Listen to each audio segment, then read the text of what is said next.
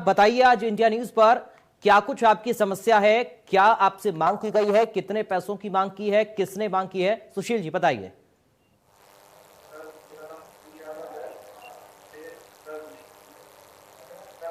तक सर मेरे पिताजी स्वर्गीय अमर सिंह यादव 28 फरवरी 2017 को उनका देहांत हो गया था। जी। तो सर मैंने मृतक आश्रित की अपनी फाइल लगाई है हम्म। ऑफिस में। और सर 23/5/2020 को मैंने अपनी फाइल सर जमा कर दी थी। हम्म। उसके बाद कोई भी उस पर कार्रवाई नहीं की गई है। हम्म।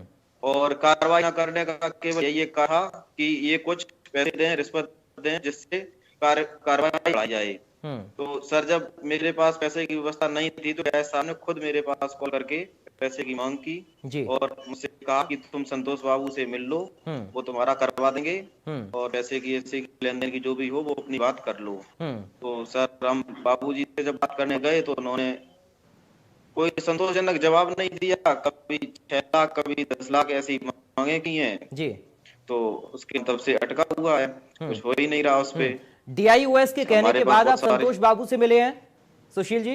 जी जी जी। संतोष बाबू की ओर से क्या कुछ कहा गया आपसे? उनने सर कोई संतोषजनक जवाब नहीं दिया हमसे। उनकी बहुत ज्यादा देर बात नहीं हुई है। हम्म। उन्होंने केवल हमसे यही कहा कि अगर जो करना इतना बता रहे तो कर दो, नहीं तो फिर ठीक है जो भी। उन्होंने कोई संतोषजनक मुझे जवाब नहीं दिया। डीआईओएस से जो आपकी बातचीत का ऑडियो है, क्या आपने अपने फोन में उस ऑडियो को रिकॉर्ड किया है? तो सर मैंने अपने फोन से रिकॉर्ड किया। डीआईओएस साफ तौर पर आपसे रिश्वत मांग रहे हैं, आपका सीधा ही आरोप है डीआईओएस के ऊपर। जी ठीक है, आप बने रहिए मेरे साथ। सुनील मिश्रा जी आपके पास में आ रहा हूं सर। ये कैसे डीआईओएस हैं? एक तरफ सरकार लगातार कोशिश कर रही है युवाओं को रोजगार मिले और साथ ही भ्रष्टाचार मुक्त उत्तर प्रदेश बने, लेकिन ये तो डीआईओएस साहब खुलेआम रिश्वत मांग रहे हैं। सुनील जी। सर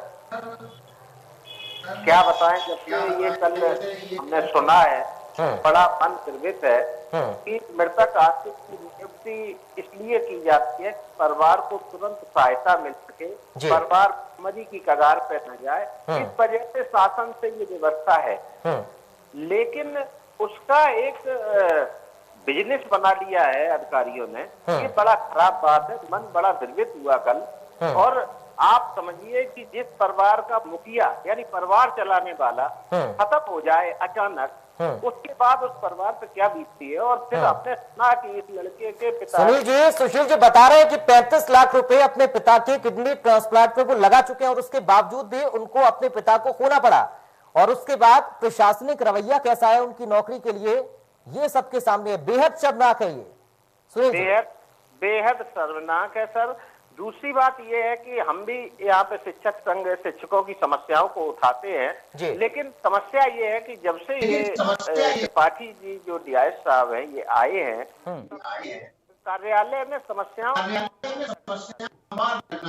और परिस्थिति ऐसी हो जाती है कि समस्याएं लंबित बनी रहती हैं। और लंबित होने के बाद फिर उसको भ्रष्टाचार या अन्य तरीके से उसको सॉल्व किया जाता है। बड़ी विडंबना है। तो यहाँ कल हम मुख्यमंत्री जी का वो देख रहे थे एक पेपर में कि 3 दिन से ज्यादा फाइल अगर लटकी तो कार्रवाई होगी। और यहाँ पे हर समस्या जो हर फाइल पर समस्या बनाई जाती है। देखिए सुनील जी, आप लोगों को तो आवाज उठानी चाहिए सर। आप लोगों को आवाज उठानी चाहिए ऐसे लोगों की जो दर दर की ठोकर खा रहे हैं। सरकारी योजनाएं हैं, सरकार कोशिश कर रही है, शासन कोशिश कर रहा है, खुद सूबे के मुखिया लगे हुए हैं युवाओं को रोजगार दिलाने के लिए, भ्रष्टाचार मुक्त प्रदेश को बनाने के लिए। आप जैसे लोगों को तो सर आवाज उठानी पड़ेगी।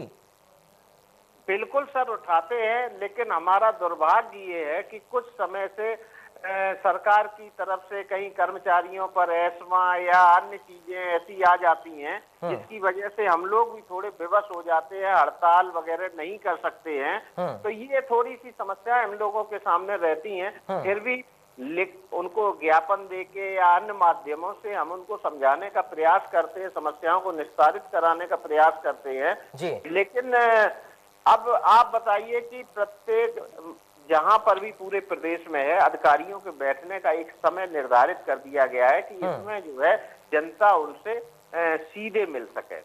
लेकिन हमारी विडंबना ये है कि हमारे अधिकारी जो है मिलते ही नहीं है कार्यालय में।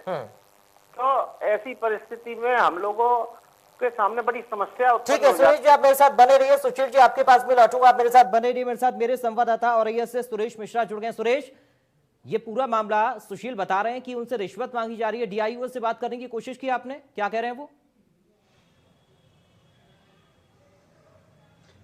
देखिए, ये कल शाम को करीब 9 बजे ऑडियो वायरल हुआ है और जैसे ही ऑडियो आया है तभी तत्काल जो इंडिया न्यूज ने डीआईओ से और उनके बाबू से संपर्क करने का प्रयास किया, उनको टेलीफोन किया। उनके सीयूजी नंबर पे भी फोन किया गया था और उनके पर्सनल नंबर पे फोन किया गया था, लेकिन उन्होंने कॉल रिसीव नहीं किया है। आज सुबह से लेकर के अब तक मैंने कई बार टेलीफोन किया उनको, लेकिन उन्होंने कॉल रिसीव नहीं किया है। दफ्तर में भी इंडिया न्यूज पहुंचा, लेकिन वहां भी वो नहीं मिले हैं। मैं आपको बताना चाहूंगा कि जो ये शिक्षा विभाग है, शिक्षा विभाग के सबसे बड़े अफसर माने जाते हैं डीआईओएस। बिल्कुल। शिक्षा विभाग एक संस्कारों की पाठशाला होती है जहां पर बच्चों को शिक्षा दी जाती है और निश्चित रूप से यहाँ के विद्यालयों से बच्चे पढ़ करके देश की सेवा में जाते हैं। जब इस प्रकार के अधिकारी जो शिक्षा विभाग से जुड़े हुए हैं वही भ्रष्टाचार में लिप्त होंगे तो वो बच्चों को क्या संस्कार देना चाहेंगे? बच्चों को निश्चित रूप से ये जो है इस प्रकार का जब संस्कार मिलेगा, भ्रष्टाचार का संस्कार मिलेगा, तो ये देश के लिए बहुत ही खतरनाक होगा। और सबसे बड़ी बात यह है कि एक लाचार पीड़ित युवक जो सुशील यादव है, उसके पिता की मृत्यु तो करीब 3 वर्ष वाले हो जाती है और मृत्यु के पहले करीब 35 लाख रुपए उनकी इलाज में पूरा परिवार ने जो है खर्च किया। वो परिवार आज के डेट में बिल्कुल विवश है, लाचार है और 2 पैसे के लिए मोहताज है। इसके बावजूद भी जैसे ही उसने फाइल शिक्षा विभाग के दफ्तर में भेजा तो निश्चित रूप से इन्होंने डीआईओएस और उनके बाबुओं ने उसको बिल्कुल गिद्ध की दृष्टि से देखना चालू कर दिया और ऐसा लगा कि जैसे अब उसको कोई भोजन मिल गया है और उनके मांस के लोथड़ों को खा करके अपना जेब भरने का प्रयास करने लगे हैं। लगातार वो प्रयास करता रहा कि उसको नौकरी मिल जाए, अपने परिवार का जीवन यापन शुरू कर दे, लेकिन जो है शिक्षा विभाग के अधिकारियों ने एक भी नहीं सुनी। लगातार उस पर जो है कोई न कोई ऑब्जेक्शन लगाते रहे और आज तक उसको नौकरी नहीं मिल पाई है। 10 लाख रुपए की कभी मांग, कभी 5 लाख रुपए की मांग, कभी 3 लाख रुपए की मांग, कभी 60-70 हजार रुपए की मांग। कल जब मेरी पीड़ी से बात हुई तो पीड़ित ने बताया कि वो थक हार करके बैठ गया था, उसको ये लग गया था कि मुझे नौकरी नहीं मिल पाएगी क्योंकि मैं रिश्वत की रकम नहीं दे पा रहा हूँ। ऐसी स्थिति में डीआईओएस ने स्वयं अपने पर्सनल नंबर से उसको नवंबर के माह में फोन किया और फोन करने के बाद अपने दफ्तर में बुलाया और इसके बाद कहा कि जो है जो उनका लाइजनिंग का बाबू है, जो लाइजनिंग करता है, रिश्वत लेता है डीआईओएस के लिए, संतोष यादव, वो जाकर के उससे मिले और उनको रिश्वत की रकम दे करके अपना काम करवा ले। इसके अलावा उन्होंने चेतावनी भी दी, निवेदन के साथ में चेतावनी भी दी कि आप जो है ये बात किसी को बताएंगे भी नहीं, मतलब रिश्वत भी दे दीजिए और आप ये बात किसी को बताएंगे भी नहीं। जब पीड़ित सुशील यादव को नौकरी आज तक नहीं मिली तो वो थक हार करके माध्यमिक शिक्षक संघ के नेताओं से संपर्क किया और इसके बाद कल ये ऑडियो उसने जारी कर दिया है। कुल मिलाकर के कह सकते हैं कि औरैया में पूरे कुएं में भांग घुली हुई है, लगभग सभी विभागों में भ्रष्टाचार चरम पे है। उत्तर प्रदेश की सरकार जीरो टॉलरेंस की बात करती है, लेकिन उत्तर औरैया जनपद में किसी भी प्रकार का सरकार के नियमों की अनदेखी की जा रही है। सरकार के नियमों के धज्जियां उड़ाते हुए सभी लोग अपनी जेबें गर्म कर रहे हैं, अवैध रूप से कमाई करने में जुटे हुए हैं और शिक्षा विभाग की स्थिति बहुत ही दयनीय है। लेकिन सुरेश, बात यह है कि जिस तरह से आप बता रहे हैं कि आप कल से लगातार डीआईओ से संपर्क करने की कोशिश कर रहे हैं और वो आपका फोन नहीं उठा रहे, यहां तक कि ऑफिस तक में वो महाशय नहीं पहुंचे हैं, तो क्या ये माना जाए कि इस बात को स्वीकार रहे हैं कि उन्हीं का ऑडियो है? क्योंकि अगर ये ऑडियो गलत है, वो इन आरोपों को निराधार बताना चाह रहे हैं, तो फिर मीडिया के सामने आए और बताएं कि सच्चाई क्या है। सुरेश, वीडियो देखिए, ऑडियो ये तो जांच का विषय है कि आवाज किसकी है, जांच के बाद भी पता चल पाएगा, लेकिन जो प्रथम दृष्टया जो टेलीफोन गया है वो डीआईओएस का पर्सनल नंबर है। लगातार इंडिया न्यूज डीआईओएस को संपर्क करने की कोशिश कर रहा है, हम लगातार फोन ट्राई कर रहे हैं, डीआईओएस हमारा फोन उठाएं और बातचीत करें, हमारे साथ फोन लाइन पर आए और बताएं कि आखिर सच्चाई क्या है, लेकिन फोन उठाने को महाशय तैयार नहीं है। तो क्या यह माना जाए कि डीआईओएस ये मान रहे हैं कि उन्होंने रिश्वत मांगी है? हालांकि जो ऑडियो है इंडिया न्यूज उसकी पुष्टि नहीं करता, लेकिन सुशील यादव के सीधे आरोप हैं कि ये ऑडियो उन्होंने अपने फोन से रिकॉर्ड किया है और अब इसको वायरल किया है जब उनको लगा कि उनको अब नौकरी नहीं मिलेगी क्योंकि उनके पास रिश्वत देने के लिए रकम नहीं है। सुरेश, लगातार हम भी कोशिश कर रहे हैं लेकिन डीआईओएस फोन ही नहीं उठा रहे। बिल्कुल, देखिए प्रथम दृष्टया तो जो ऑडियो है वो जांच के बाद ही पता चल पाएगा कि वो ऑडियो किसका है। लेकिन जो पीड़ित सुशील यादव हैं उनके मोबाइल नंबर पे डीआईओ साहब के पर्सनल मोबाइल नंबर पे फोन आया था, वो मेरे पास मौजूद है, उसका जो है रिकॉर्ड मेरे पास मौजूद है। तो निश्चित रूप से कहा जा सकता है कि जो डीआईओ का पर्सनल नंबर है उस नंबर पर उन्होंने स्वयं फोन किया था पीड़ित सुशील यादव को और उससे रिश्वत की मांग की थी। तो प्रथम दृष्टया तो निश्चित रूप से ये ऑडियो डीआईओ साहब का ही है।